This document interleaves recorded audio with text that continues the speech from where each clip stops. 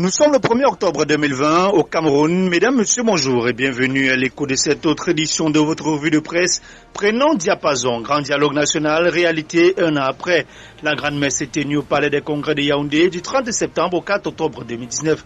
Depuis cette date à ce jour, des faits et des non-dits ont laissé des marques. À la une de le jour de ce jeudi nord-ouest et sud-ouest, 1er octobre sous haute tension. Toujours à la une de le jour, Maurice Kamto, en attendant l'assaut final, la tension est vive, la guerre des nerfs continue.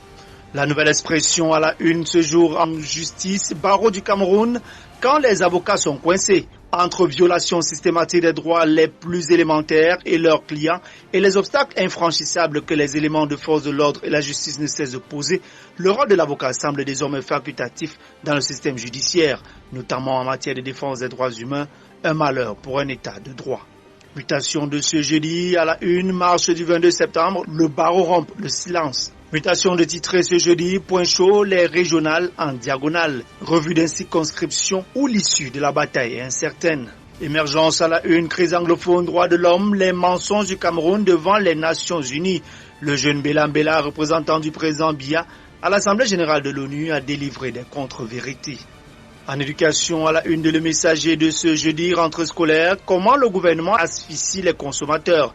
La FOCACO dénonce la hausse de la pression fiscale avec pour effet immédiat la réduction du pouvoir d'achat. À la une des défis actuels en santé, lutte contre le Covid-19, les écoles primaires dans le suspense. À quelques jours de la rentrée scolaire, aucun texte du ministre de l'Éducation de base n'indique la conduite à tenir. Tout Europe plus de ce jeudi, titre à la une, diaspora, trouble à l'ordre public. La France déclare la guerre à la brigade anti-Sardinard. Les adeptes des manifestations anti-Biya courent le risque d'être rapatriés au Cameroun. À la une de la nouvelle expression TCS, Mebengo devant les juges. L'ex-ministre de la Défense était ce lundi à sa première audience de comparution devant un tribunal hautement composé. Toujours à la une d'Europe plus, prévarication, détournement de près de 7 milliards de francs CFA au MINDEF en 2013, de hauts gradés toujours libres de leur mouvement du fait de la disjonction de la procédure. Et en nécrologie émergence, le jour nécrologie Hubert Kamgang n'est plus. Et à la une de mutation Hubert Kamgang, un panafricaniste s'éteint.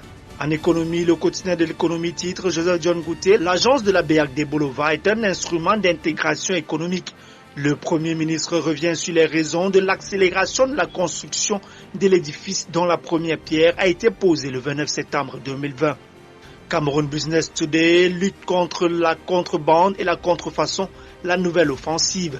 150 milliards de francs CFA de pertes annuelles dues à ces phénomènes selon le JICAM. Le ministre du Commerce et la douane durcissent le ton et les mesures. Le messager contentieux Mbombo Njoya et la République Fekafoot. Au mépris de l'application des sentences du tribunal arbitral du sport en faveur de la Ligue de football professionnel du Cameroun et New Star, l'instance défie l'autorité du ministre des Sports. Et pour conclure toujours en sport, la nouvelle expression promotion Alexandre Sewé à la CAF. Il est le nouveau directeur de la communication de la Confédération africaine de football. Mesdames, Messieurs, merci infiniment de votre aimable attention. Retrouvons-nous demain vendredi pour la dernière production de la semaine.